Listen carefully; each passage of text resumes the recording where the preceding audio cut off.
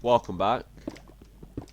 I was saying we're not at war during the coronavirus pandemic. We're being asked to sit at home and watch Netflix. We're not being asked to go and fight in the trenches.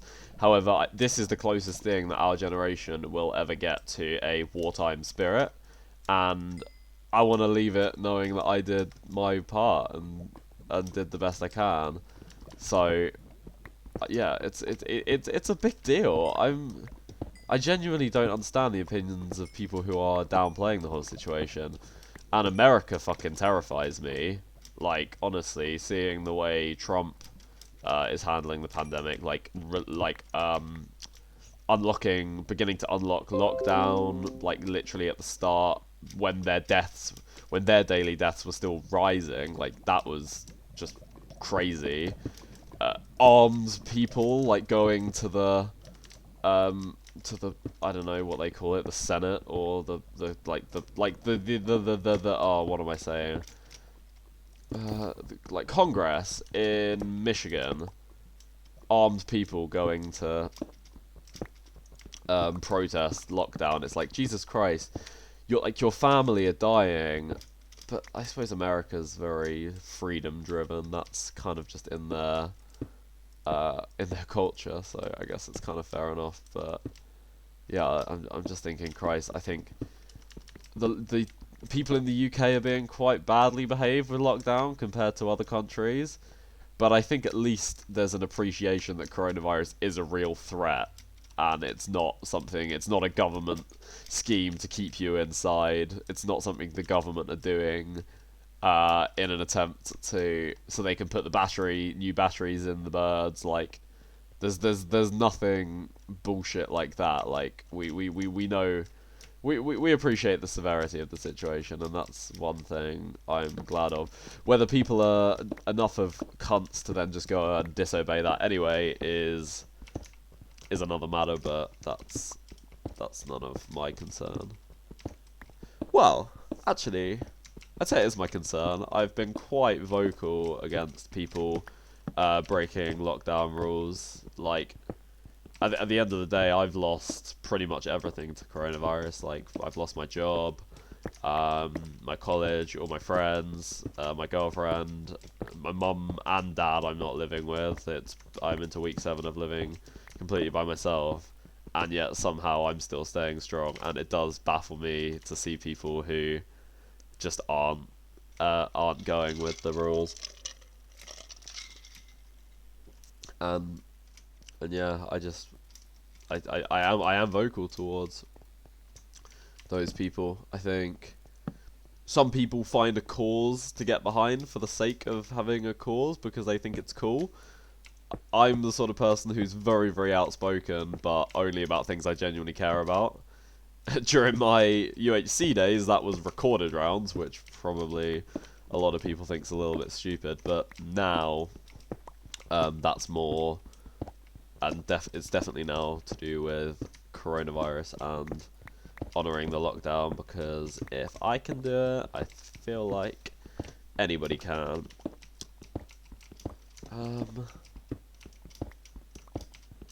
But yeah, we've got a roadmap.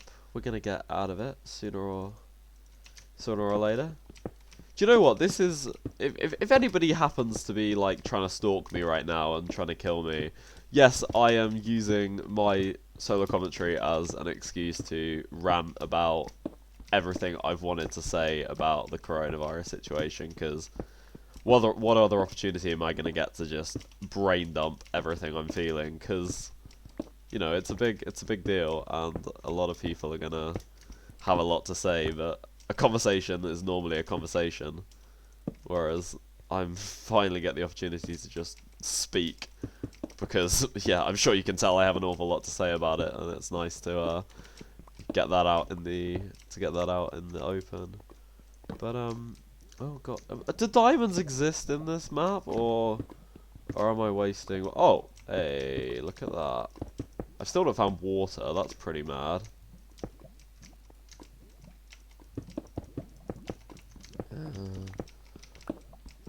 Oh, is it just gonna be one diamond? Are you gonna fucking do that to me? It is gonna be one diamond. Okay, no biggie. We can work with that. I have a book. I think it's going to be the obsidian I struggle to get if I literally can't even find a fucking water source. Like, Jesus Christ. Sort it out.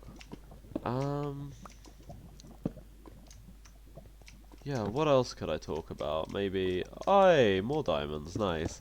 Yeah, I don't just want to talk about coronavirus. That's a little bit dull, if I'm honest. Okay, do you know what? I'm going to take the opportunity to talk about about my experience since I've come back into the UHC community, because I think it's fair to say it's been fairly hostile.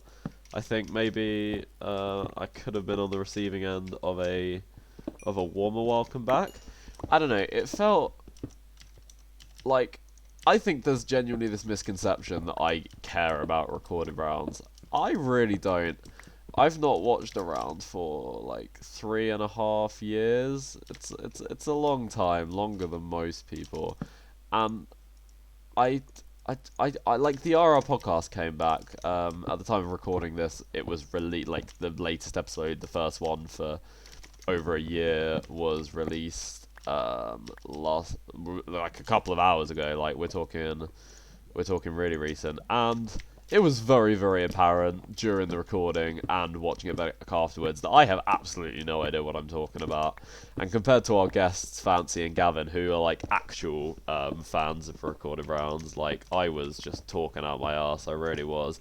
But that's what I've always been good at. Like I was doing I did the podcast, and the reason I still attend the podcast despite the fact that I know nothing about recorded rounds is because I think I'm good at like talking objectively.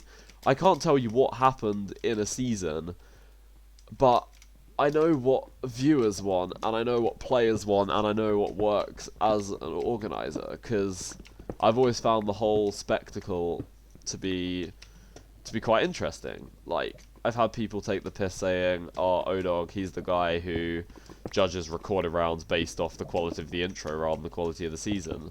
And I'm like, well, from my point of view, the one thing as an organizer that you can't control is what happens during the season. Like, the fun part for me was always making teams, coming up with cool game modes, even like setting up the server and stuff. Like, doing player votes was always fun. I stole the out of orbit voting formula, so I always had this quite in-depth like percentage formula for how to get into a round I organised, and I always had quite a high margin to get into them, to make the people who were successful in their applications feel, you know, like, congratulations, this was actually, you know, we didn't just add everyone who applied, like, you've actually stood out of the crowd.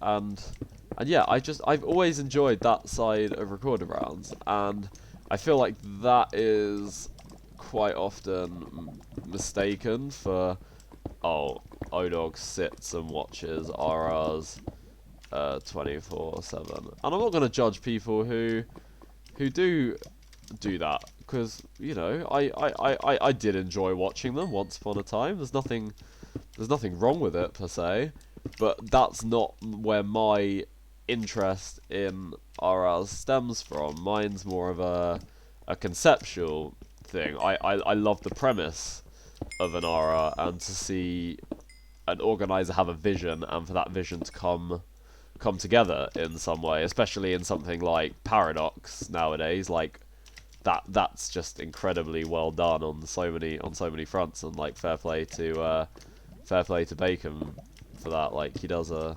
fantastic job, and that's genuinely how I feel about rounds. But then I just feel like, okay, there are some people in this community who need to remember that they are a fully grown adult playing Minecraft, and that the difference between playing public games and playing and liking recorded rounds is not as much of a differential as they like to think or make out that it is. what's being judged is the way in which you are enjoying a kids game, which I think for the RR community to get permanently judged and memed on is like, do you know what? Come off your high horse. You're not you're not better because you think RRs are stupid, because the way you laugh at people for liking recorded rounds the same way that the majority of the population laugh at you for liking Minecraft at all. So just have a bit of perspective, perhaps. But again, like, I don't judge people who like have different interests. Like, it is what it is. Like, until lockdown, I'd say I outgrew Minecraft, but I tried to leave the community so many times down the years and say, right, I'm gonna leave after this. But the reality is, this is such a big part of the life of everyone who's a part of it that the only way to leave properly is to have something new to replace it. Now, for me, that was a social life. For a lot of people, it's just moving games. You might still love computers and that sort of stuff, but just be sick of Minecraft as a game specifically, which is also fair enough. And now I've been brought back. But when I left, I didn't. There have been examples down the years of people leaving badly, would be the way I would word it. Leaving and all of a sudden thinking that they're better than anybody else. And I feel like maybe it might have come across like that sometimes, because I did occasionally still post on my private Twitter, and a lot of it was, I guess a lot of people would say, me bragging about how much I'm enjoying my real life. But I don't want to. It was never like, it's genuinely not like that. And now I've come back, and my life isn't the gleaming thing that it was 4 months ago.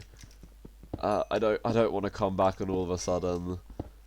If you ever had the need to return to a place like this, somewhere that provides a sanctuary to a lot of people, you don't want to come back and then be in a position where everyone's like, oh, that's Odog, the guy who suddenly thought he was better than all of us because he got a social life, and then all of a sudden your friends treat you differently when you return. Like, I wanted to return in the best light possible. The way I felt I got subsequently treated when I came back is another matter entirely. I think there was a lot of hostility on Twitter from certain people who I haven't done anything negative to for quite a few years. But do you know what? Like, people will have their opinions. Like, it's like a school in a way. In school, if you make an certain impression in your first year, that reputation is going to stick with you probably until your final year. And I had the unfortunate, I was a dick, is what I'm trying to say. I did some pretty questionable things, used to run my mouth off left, right and centre, and I think, rightly or wrongly, people have remembered that about me. And despite the fact that 18-year-old me and 15-year-old me are not the same person, that's something that a lot of people struggle to accept. And they are allowed to have their opinion. I would just like the platform to prove that I'm not that person anymore. That's what I wish for. More than anything would just be maybe have access to a few more team speaks, meet some new people. But I think Sonic Joey's 1.12 private games group has been a good way to do that. Mine and Chipsy's new private games group that we've started a server the last week. That's been a good way for me to get back into talking to people. So, I'm having a better time than I thought I was this time 3 or 4 weeks ago when I when I first returned. Like I no longer am buzzing. Like I'm no longer desperate to leave. Like if lockdown goes on and it has to because you know people are dying and obviously that has to take priority. Like I'm happy. I can deal with that for some time. And although I probably prefer my real life and I'm very desperate to see my friends, I do, because of what this place gave me a long time ago as a place to run away to as a kid. I would like to speak about it in a positive light where I can, because this place has earned my respect. And yeah, I just wish people were maybe a little bit nicer to each other. I don't know. It's become harder to defend at times, but I do think on the whole it's still a good place. Whether everyone would agree is another matter. There is a lot of mobs in this fucking cave. I just don't like being jumped on by mobs. That's very daunting. Oh, should I go to the surface and get water? Okay, right. Make a bow. I'm going to talk about the game for a little bit, because I've not even really acknowledged when I've mined half of these diamonds. Like,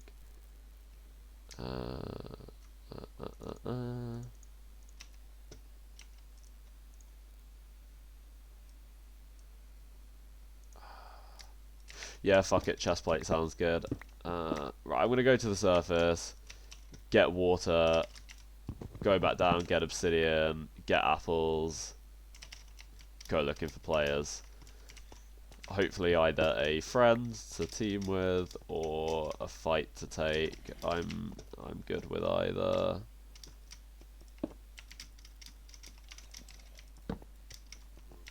Oh fuck me. I do not want to go up there. I'm trying to think of something else I can talk about. I said I was going to talk about the game, but I've realised I don't really have that much to say about the game other than if I had a water bucket, I would be doing... Yes, I did message EthoDog during the intro saying it would be nice to have another... It was nice to have another ODog present. I've realised since I've come back how many people fucking despise the nickname I've adopted. I took this on because I became to hate Bad Fan, half because I thought it was a stupid name, and half because I hated the person that the IGN Bad Fan became associated with, i.e. me not being a very nice person in the past. But I went with ODog because at the time it was an ironic name that Lego Beast came up with that the people on Diana's TeamSpeak loved to scream. Like, it's the only time during my entire time in the UHC community where people genuinely seemed excited to see me when I joined the channel, just because they wanted an excuse to scream ODog really loudly. And that was very nice at the time. And now, returning 2 years later and not really speaking to many of those people anymore, I've realised that pretty much everyone who I have kept in contact with literally wants to kill themselves when they see the name ODog written down, which is fine. I don't necessarily hate it. I don't think it's a great nickname. I prefer the LFC part, to be honest. I'm a massive Liverpool fan, and if I'm going to have something in my IGN which is like related to my hobbies and interests, I don't think anything exemplifies that better than having a nod to my favourite football team in there, because yeah, Liverpool is also a massive part of my life. So yeah, but it's not really the LFC part people comment on very much more, the ODog. But hey ho, it's a bit of fun. It's just an IGN. I prefer people to call me Owen now. Anyway, so oh, you fucker. So it doesn't really matter. Am I going to be able to get down this quite quickly? Because that would be... I should have just gone back to my old cave, really. Oh, see you next episode.